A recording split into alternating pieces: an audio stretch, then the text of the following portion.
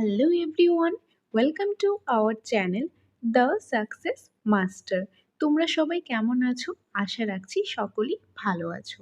আমি সুস্মিতা, আমি আজকে তোমাদের জন্য বাংলা সাহিত্য থেকে কৃতি বা সোজার যে টপিকটা রয়েছে সেটা থেকে ক্লাস দিয়ে এসেছি। প্রথমে আমরা কনসেপ্ট দেখে নেব, তারপর আমরা এমসিকিউজ প্র্যাকটিস করে নেব। তো তোমরা স্কিপ না করে লাস্ট পর্যন্ত দেখতে থাকো।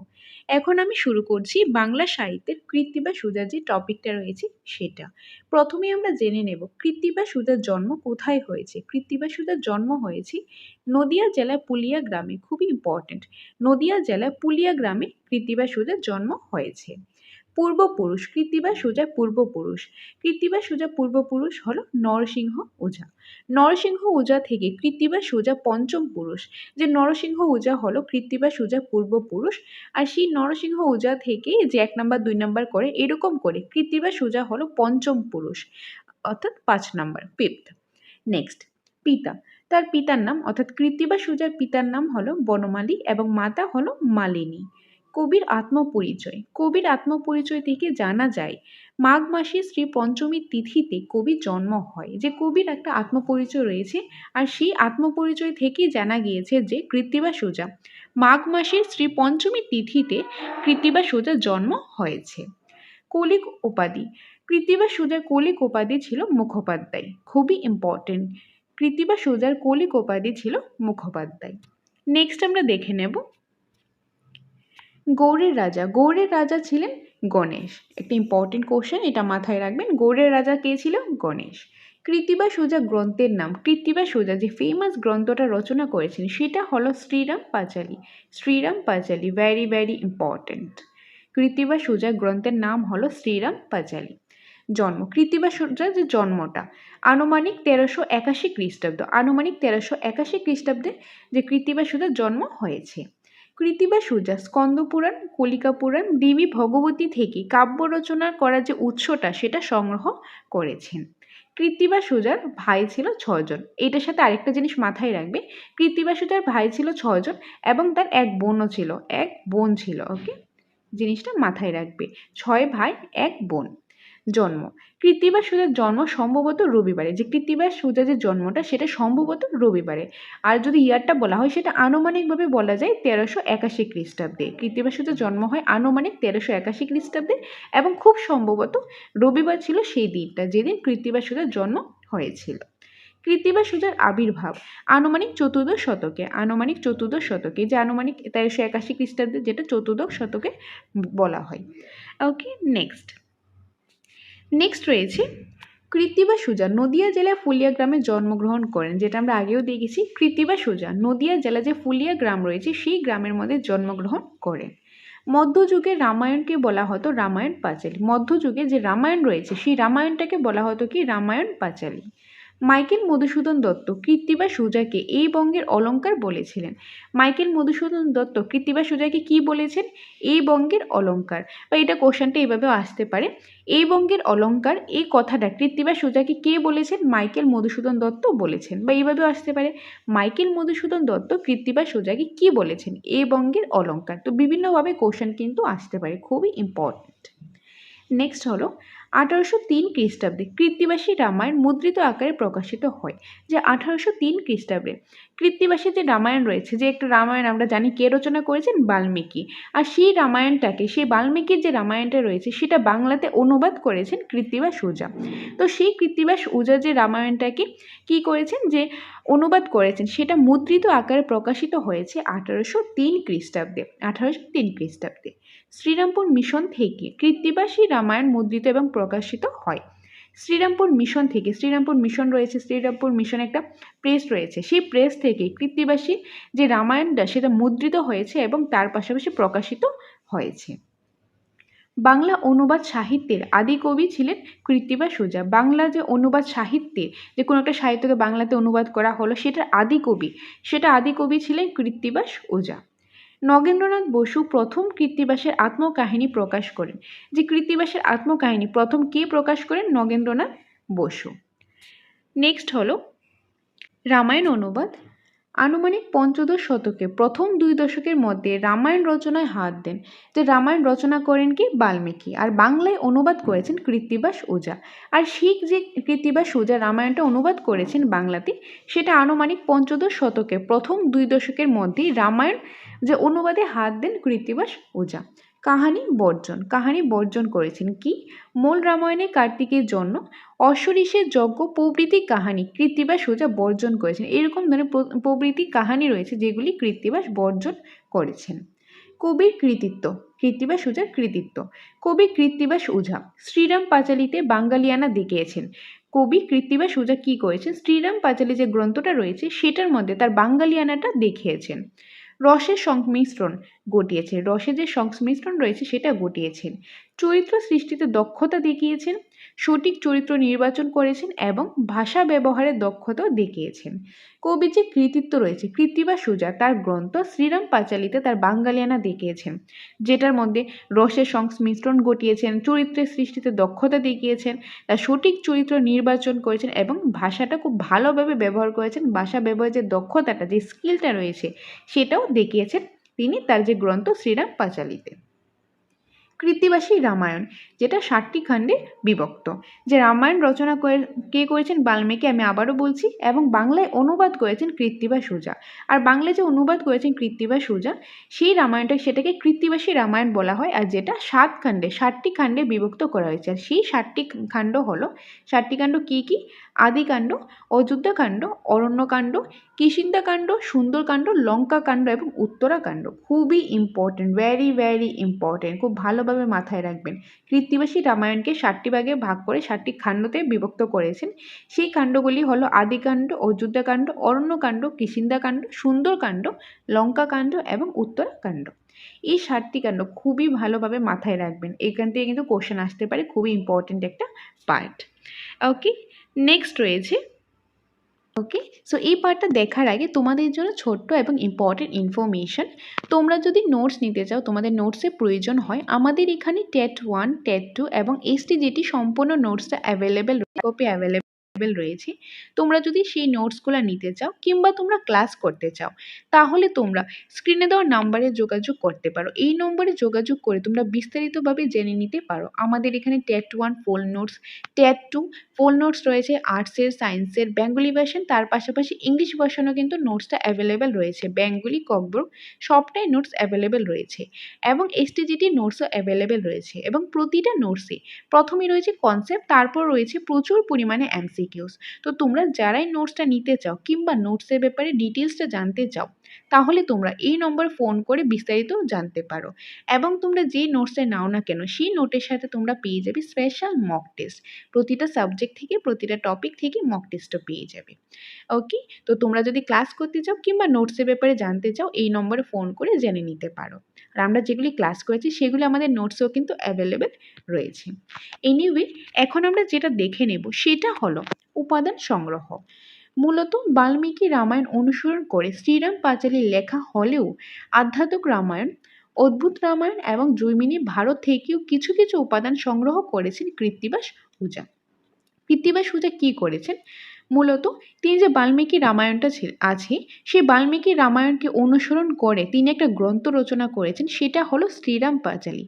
সেই শ্রীরাম পাঁচালীটা তিনি যখন লিখেছেন, সেটা মূলত বাল্মীকি রামায়ণ অনুসরণ করেই লিখেছেন। কিন্তু এটা লেখার পরেও আধ্যাত্মিক রামায়ণ, অদ্ভুত রামায়ণ এবং জৈমিনী ভারতের কিছু কিছু উপাদান সংগ্রহ করেছেন তিনি। কিছু কিছু উপাদান সংগ্রহ করে সেই উপাদানগুলি তিনি তার যে শ্রীরাম পাঁচালীতে অ্যাড করেছেন। ওকে, তো সেগুলি কী করেছেন? সেই উপাদানগুলি সংগ্রহ করেছেন কৃত্তিবাস ওঝা। বাল্মীকি রামায়ণে সহজবোধ্য বাংলা পদ্যানুবাদ করেছিলেন গৌড়েশ্বরের আদেশে। গৌড়েশ্বরের আদেশে বাল্মীকি রামায়ণে যে সহজবোধ্য বাংলা পদ্যানুবাদ করেছিলেন গৌড়েশ্বরের আদেশে। কে করেছেন? কৃত্তিবাস ওঝা। ধরন ছিল কবিতা। সাহিত্য আন্দোলন, তিনি সাহিত্য নিয়ে আন্দোলন করেছিলেন। কবে? মধ্যযুগের বাংলা সাহিত্য নিয়ে। কৃত্তিবাস অনুদিত রামায়ণ, কৃত্তিবাস অনুদিত যে রামায়ণটা রয়েছে সেটা কৃত্তিবাসী রামায়ণ নামে পরিচিত। যে রামায়ণটাকে অনুবাদ করা হয়েছে, অনুদিত করা হয়েছে, কৃত্তিবাসের যে কী করেছেন, রামায়ণটাকে অনুদিত করেছেন, সেটা কী নামে পরিচিত? সেটা কৃত্তিবাসী রামায়ণ নামে পরিচিত। নেক্সট রয়েছে বৈশিষ্ট্য। মূল রামায়ণের আক্ষরিক অনুবাদ নয়। যে শ্রীরাম পাঁচালী যে গ্রন্থটা লেখা হয়েছে সেটা কিন্তু বাল্মীকির যে মূল রামায়ণ রয়েছে সেটা কিন্তু এক্সাক্ট যে অনুবাদ নয়, এক্সাক্ট যে বাংলাতে অনুবাদ করেছে সেটা কিন্তু নয়, সেটা থেকে ইন্সপায়ার হয়ে সেটা থেকে লেখা হয়েছে। কিন্তু তাছাড়াও কিন্তু আরও অনেক কিছু উপাদান রয়েছে, সেই উপাদানগুলি সংগ্রহ করে সেটাতে অ্যাড করা হয়েছে সেই শ্রীরাম পাঁচালীতে। ওকে, তার জন্য বলা হয়েছে মূল রামায়ণে আক্ষরিক অনুবাদ নয়। প্রথম 5 কাণ্ডে, ওকে, এই যে রামায়ণটা কী করেছে অনুবাদ করেছেন শ্রীরাম পাঁচালীতে কৃত্তিবাস সুজা, সেটা যে রামায়ণটাকে কিছু খণ্ডে ভাগ করেছে। কয় খণ্ডে? 7 খণ্ডে, যেটা আমরা আগেই দেখে নিয়েছি। সেই 7 খণ্ডের মধ্যে প্রথম যে 5টা কাণ্ড আছে সেই 5টা কাণ্ড মুদ্রিত হয়েছে 1802 সালের উইলিয়াম কেরি প্রচেষ্টায় শ্রীরামপুর প্রেস থেকে কৃত্তিবাসী রামায়ণ। যে প্রথম 5টা কাণ্ড 7টা থেকে প্রথম 5টা কাণ্ড মুদ্রিত হয়েছে 1802 সালে উইলিয়াম কেরি প্রচেষ্টায় যে শ্রীরামপুর যে প্রেস রয়েছে সেই প্রেস থেকে কৃত্তিবাসী রামায়ণটা মুদ্রিত হয়েছে। কবে হয়েছে? 1902 সালে। দ্বিতীয় সংস্করণ প্রকাশিত। প্রথম খণ্ডে তো প্রথমবার কি যে প্রথম 5টা, আর পরেরগুলি যখন প্রকাশিত হয়েছে সেটা কবে হয়েছে? 1830 থেকে 34 সালের জয়গোপাল তর্কালঙ্কারের সম্পাদনায়। ওকে, যে 1830 থেকে 34 সালে জয়গোপাল তর্কালঙ্কারের সম্পাদনায়। বিদ্যা শিক্ষা। গঙ্গা নদীর পার হয়ে উত্তরবঙ্গের গুরুগৃহে তার যে বিদ্যা শিক্ষা নেওয়া হয়েছে, তিনি যেন পড়াশোনা করেছেন, বিদ্যাটা শিক্ষা নিয়েছেন, সেটা কোথায়? গঙ্গা নদীর পার হয়ে যে উত্তরবঙ্গের যে গুরুগৃহে রয়েছে সেখান থেকে। রামায়ণ রচনার নির্দেশ দেন। রামায়ণ যে রচনা করবেন সেটা নির্দেশটা কে দেন? গৌড়ের রাজা, এবং রচনা করেন শ্রীরাম পাঁচালী। ওকে, মানে রামায়ণটা যে অনুবাদ করবেন, রচনা তো যে বাল্মীকি করেছেন, কিন্তু কৃত্তিবাস সুজা কী করেছেন? অনুবাদ করেছেন। সে যে অনুবাদ করেছেন, অনুদিত করেছেন, সেটা কার নির্দেশে করেছেন? গৌড়ের রাজার নির্দেশে করেছেন। এবং কি রচনা করেছেন? তার নির্দেশে তো এটা কি করেছেন? অনুবাদ করেছেন গৌড়ের রাজার নির্দেশে। এবং কি রচনা করেছেন? সেটা রচনা করেছেন শ্রীরাম পাঁচালী। ভেরি ভেরি ইম্পর্টেন্ট, এটা কিন্তু মাথায় রাখবেন, খুবই ইম্পর্টেন্ট পার্ট। ওকে, তো বেসিক্যালি রামায়ণ রচনা কে করেছেন? বাল্মীকি করেছেন। আর কৃত্তিবাস সুজা বাংলাতে সেটা অনুদিত করেছেন, কিন্তু রামায়ণের আক্ষরিক অনুবাদ কিন্তু নয়, তার থেকে অন্যান্য কিছু উপাদান সংগ্রহ করে সেটাতে অ্যাড করা হয়েছে। আর এই যে রামায়ণটাকে অনুদিত করেছেন কৃত্তিবাস সুজা, সেটা করেছেন গৌড়ের রাজার নির্দেশে। আর গৌড়ের রাজার নির্দেশে এটা অনুবাদ করেছেন, অনুবাদ করে নতুন একটা গ্রন্থ তিনি রচনা করেছেন। সেই গ্রন্থটা হলেন শ্রীরাম পাঁচালী। সেটাই রচনা করেছেন কি? কৃত্তিবাস ওঝা, যেটাকে কি বলা হয় সেটাকে কিন্তু যে কৃত্তিবাসী রামায়ণ নামেও পরিচিত। নেক্সট রয়েছে শ্রীরাম পাঁচালী মৌলিক অংশসমূহ। শ্রীরাম পাঁচালীটা যে রয়েছে সেটা মৌলিক যে অংশসমূহগুলি: বীরবাহু যুদ্ধ, তরুণী সেনের কাহিনী, মহিরাবণ অহিরাবণের কাহিনী, রামের অকাল বোধন, মৃত্যু পদযাত্রী রাবণের কাছে রামচন্দ্রের শিক্ষা, সীতা রাবণ মূর্তি অঙ্কন ও রামের সন্দেহ, লবকুশের যুদ্ধ। এই সবগুলি হলো শ্রীরাম পাঁচালী যে মৌলিক অংশগুলি রয়েছে সেগুলি। রামায়ণ রচনা। কৃত্তিবাস সুজা পয়ার ছন্দে রামায়ণ রচনা করে। কৃত্তিবাস সুজা কী করেছেন? পয়ার ছন্দে। কোন ছন্দে? পয়ার ছন্দে রামায়ণটা অনুবাদ করেছেন। কৃত্তিবাস সুজা প্রণীত রামকথা প্রভাবিত করেছিল মাইকেল মধুসূদন দত্ত এবং রবীন্দ্রনাথ ঠাকুরকে। কৃত্তিবাস ওঝাকে মাইকেল মধুসূদন দত্ত বলেছিলেন এ বঙ্গের অলঙ্কার। এ বঙ্গের অলঙ্কার মাইকেল মধুসূদন দত্ত কাকে বলেছেন? কৃত্তিবাস ওঝাকে। বা কৃত্তিবাস ওঝাকে মাইকেল মধুসূদন দত্ত কী বলেছিলেন? এ বঙ্গের অলঙ্কার। বা এভাবেও আসতে পারে, কৃত্তিবাস ওঝাকে এ বঙ্গের অলঙ্কার কে বলেছিলেন? মাইকেল মধুসূদন দত্ত। তো বিভিন্নভাবে কোশ্চেন আসতে পারে। রামায়ণ বিভক্ত হয়েছে কয় খণ্ডে? সপ্তখণ্ডে, অর্থাৎ 7টা খণ্ডে। শ্লোক সংখ্যা 24,000। আদিকবি বলা হয় কৃত্তিবাস ওঝাকে। কৃত্তিবাস ওঝাকে কি বলা হয়? আদিকবি। হিন্দি রামায়ণ রচনা করেন তুলসীদাস। আর রামায়ণে বিশেষভাবে প্রসিদ্ধ কৃত্তিবাস ওঝা। রামায়ণে বিশেষভাবে প্রসিদ্ধ কি? কৃত্তিবাস ওঝা। নেক্সট রয়েছে কৃত্তিবাস ওঝা প্রাক চৈতন্য যুগের কবি। কৃত্তিবাস ওঝা প্রাক চৈতন্য যুগের কবি। আত্মপরিচয় ও কুলজি গ্রন্থে পণ্ডিত ও ধীমান বলা হয়েছে। এখন আমরা কিছু এমসিকিউজ প্র্যাকটিস করে নেব। আমরা কনসেপ্টটা দেখে নিলাম, এখন আমরা এমসিকিউজ দেখে নেব এবং এমসিকিউর মাধ্যমে প্র্যাকটিসের সাথে সাথে আমরা নতুন কিছু তথ্যও কিন্তু এমসিকিউর মাধ্যমে পেয়ে যাব। তো তোমরা একটু ধৈর্য সহকারে ক্লাসটা লাস্ট পর্যন্ত দেখতে থাকো। তো প্রথমেই আমরা দেখে নেব রামায়ণ কে রচনা করেন? রামায়ণ রচনা কে করেন? বাল্মীকি। যদি বলা হতো বাংলায় কে অনুবাদ করেন তাহলে কিন্তু হতো কৃত্তিবাস ওঝা। যেহেতু রচনা বলা হয়েছে, রামায়ণটা বেসিক্যালি মূল রচনা করেছেন কি? বাল্মীকি করেছে। তো এখানে হবে অপশন নাম্বার এ। এখানে অনেকে কনফিউশন আসতে পারে, এখানে সিরিয়াল নাম্বার 50 কেন? এখানে সিরিয়াল নাম্বার 50 এই কারণে, কারণ ফার্স্ট ক্লাসটা ছিল কি? বিদ্যাপতি। ওকে, তো সেখানে 49 পর্যন্ত এমসিকিউ ছিল আর এখান থেকে শুরু হয়েছে 50। তাহলে তোমরা সিরিয়াল নাম্বারটাও বুঝতে পারবে। এনিওয়ে, এটা আনসারটা হবে অপশন নাম্বার এ। নেক্সট রয়েছে 51। কোন শতাব্দীতে কৃত্তিবাস ওঝার জন্ম হয়? কৃত্তিবাস ওঝার জন্ম হয় 4র্দশ শতাব্দীর শেষে। 4র্দশ শতাব্দীর শেষে, অপশন নাম্বার বি। 52। কার উদ্যোগে কৃত্তিবাসী রামায়ণ মুদ্রিত হয়? কার উদ্যোগে কৃত্তিবাসী রামায়ণ কি হয়? মুদ্রিত হয়। কারেক্ট আনসার হবে উইলিয়াম কেরি, অপশন নাম্বার এ, উইলিয়াম কেরি। নেক্সট রয়েছে কৃত্তিবাস ওঝার কৌলিক উপাধি কী ছিল? মুখুজ্জে বা মুখোপাধ্যায়। কৃত্তিবাস ওঝার কৌলিক উপাধি ছিল মুখুজ্জে বা Mukhopadhyay, option number A. 54। Krittibas Ojha নিচের কোনটি থেকে তার কাব্য রচনা উৎস সংগ্রহ করেছেন? স্কন্দপুরাণ, কলিকা পুরাণ, দেবী ভগবতী, অর্থাৎ সবগুলি হবে। উপরে সবগুলি হলো কারেক্ট আনসার। এই সবগুলি থেকেই কিন্তু, সবগুলি কাব্য থেকেই, কাব্য রচনা উৎস থেকেই সংগ্রহ করেছেন Krittibas Ojha. So option number D হবে এটা কারেক্ট আনসার। 55 নম্বরে রয়েছে কৃত্তিবাস ওঝা কোথায় জন্মগ্রহণ করেন? ফুলিয়া গ্রামে। কৃত্তিবাস ওঝা জন্মগ্রহণ করেন ফুলিয়া গ্রামে। 56। মধ্যযুগের রামায়ণকে কি বলা হতো? মধ্যযুগের রামায়ণকে বলা হতো রামায়ণ পাঁচালী, অপশন নাম্বার এ, রামায়ণ পাঁচালী। 57। কৃত্তিবাস কবি এ বঙ্গের অলঙ্কার। কৃত্তিবাস ওঝা সম্পর্কে এই কথা কে বলেছেন? মাইকেল মধুসূদন দত্ত। 59। কৃত্তিবাসী রামায়ণ কবে মুদ্রিত আকারে প্রকাশিত হয়েছে? 1803 খ্রিস্টাব্দে, অপশন নাম্বার এ। এখন আমরা কিছু আরও কনসেপ্টও দেখে নেব। কৃত্তিবাস ওঝার মাঘ মাসের শেষ দিনে শ্রী পঞ্চমী তিথিতে রবিবারে জন্ম হয়। যে কৃত্তিবাস ওঝা আনুমানিক কবে জন্ম হয়?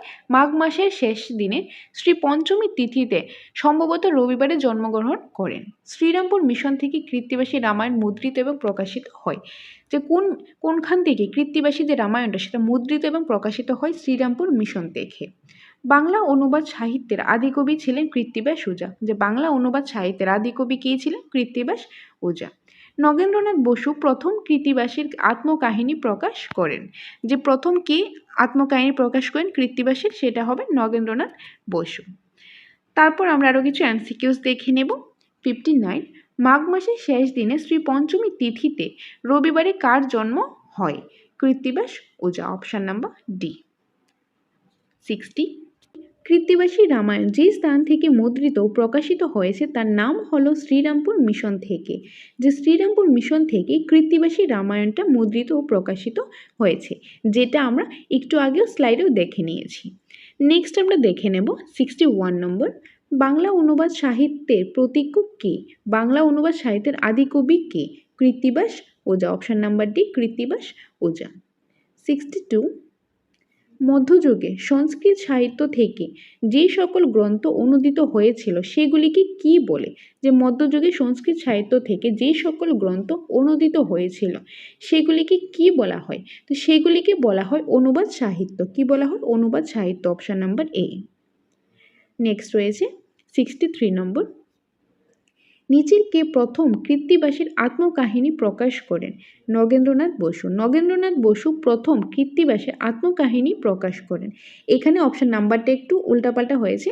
এনিওয়ে, অপশনের নাম্বার আমাদের এখানে দরকার নেই, আমাদের আনসারটা জানতে লাগবে।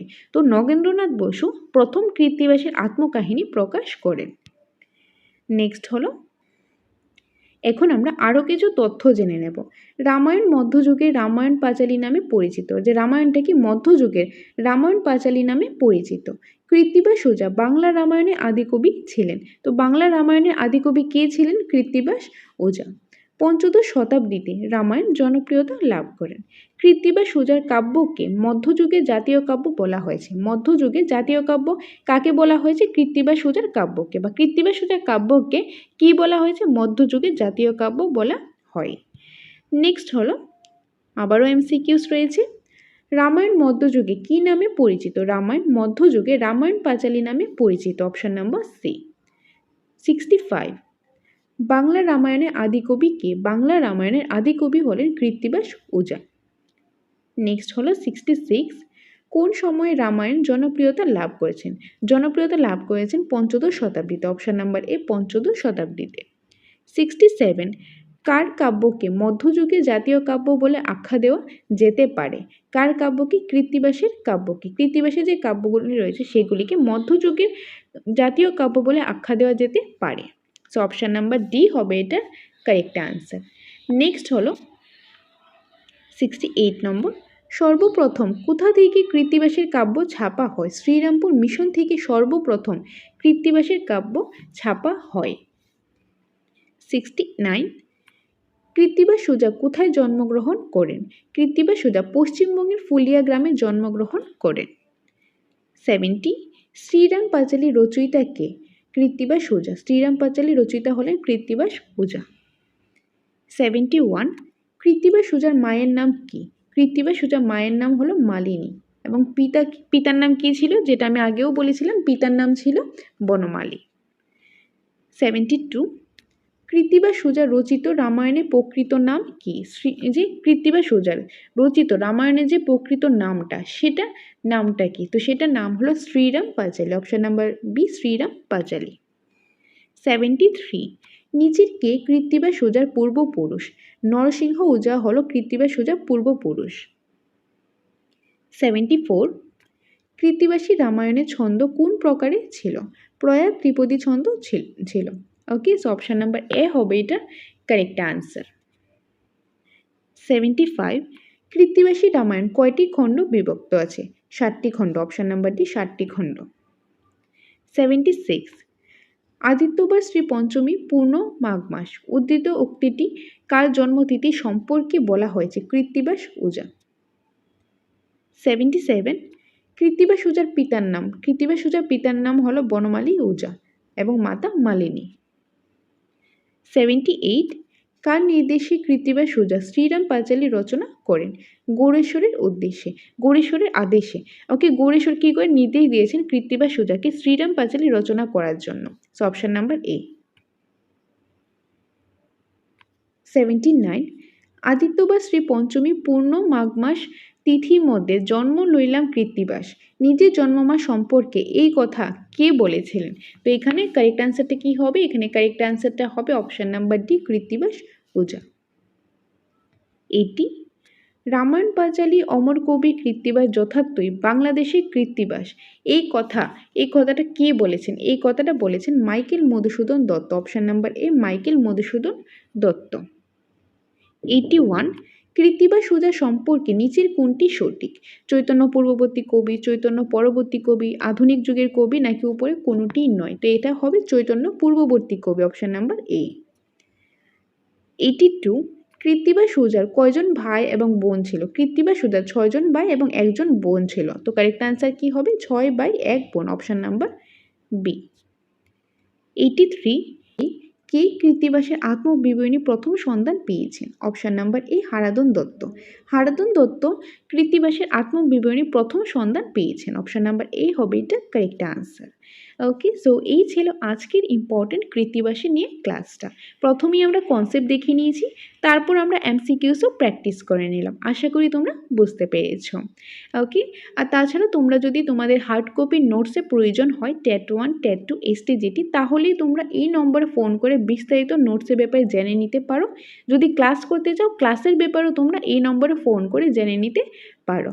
ওকে, আর তোমরা আমাদের সাথে থাকো, পাশে থাকো। তোমরা সাথে থাকলে, পাশে থাকলে আমরা অনেকটাই মোটিভেটেড ফিল করি, আর তার জন্যই কিন্তু তোমাদের জন্য আমরা ভালো ভালো ক্লাস নিয়ে আসতে পারি। তো এইভাবেই তোমরা পাশে থেকো, সাথে থেকো। সকলকে অসংখ্য ধন্যবাদ এইভাবে পাশে থাকার জন্য। তো তোমাদের সকলের সাথে দেখা হবে পরবর্তী একটা ক্লাসের মধ্যে। Thanks for watching.